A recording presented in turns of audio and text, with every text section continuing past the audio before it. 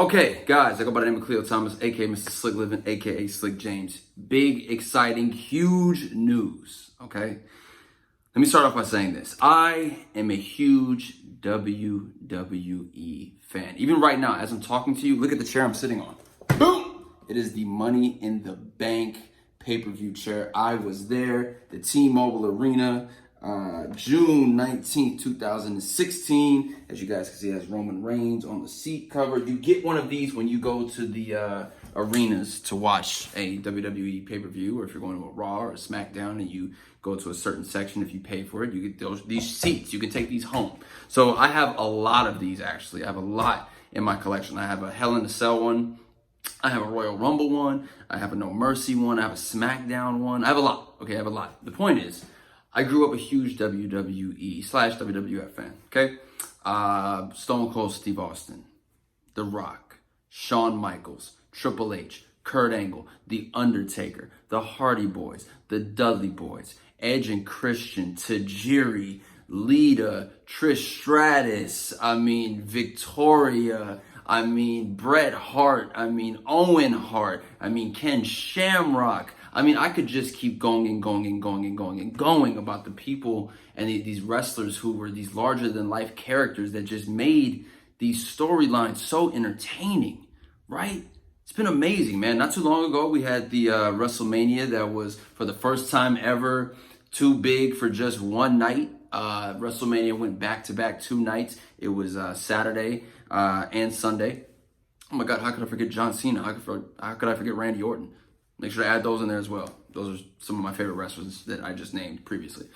Yeah, man, WrestleMania this year was a little different due to what's going on in the world with the whole coronavirus and social distancing thing. So they couldn't do WrestleMania how they typically would do it. This year it was in Tampa Bay, Florida, and it was supposed to be like it always is. Huge, massive stage, fireworks, special guests. So it was going to be nuts. It was going to be really, really crazy. And they had built all these crazy storylines going into WrestleMania. Edge returned. We got Edge back at Royal Rumble. And he was getting ready to start this story with Randy Orton. And they went at it. They still had their match, obviously, if you watched WrestleMania.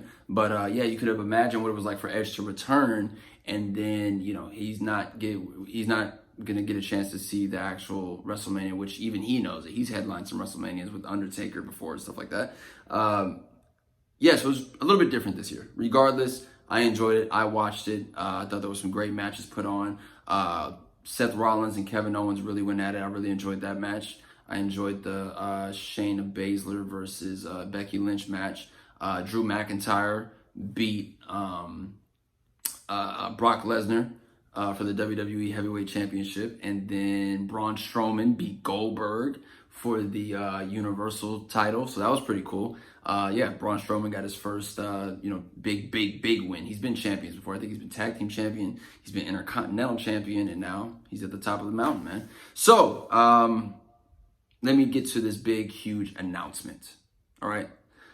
The big, huge announcement is right now, it is April 13th. It is Monday, April 13th. I live in Los Angeles, and it is 5:12 p.m. In just a few hours, tomorrow, Tuesday, April 14th, I will be a guest on the Braxton Beat, hosted by WWE's own Kayla Braxton on the WWE's Instagram page, on their Instagram Live tomorrow, 10 a.m. Pacific Standard Time, 1 p.m. Eastern Time. And I could not be more excited. This is going to be a whole lot of fun. I just got it confirmed. I just got the flyer. I just put it up. I'm really excited about this. I've known Kayla Braxton for some years now. She asked me that I want to come on. I said, abso-freaking-lutely. Let's talk about WrestleMania. Let's talk about what it was like for me to work with The Rock when we did Walking Tall together, and Rock being one of my favorite wrestlers as a kid, and being on set with him and playing him in the SmackDown PlayStation game when I had the portable PS1 with the flip-up screen. Let's talk about that. Let's talk about some of my favorite wrestlers right now, like the Street Profits, like Seth Rollins, like Kevin Owens.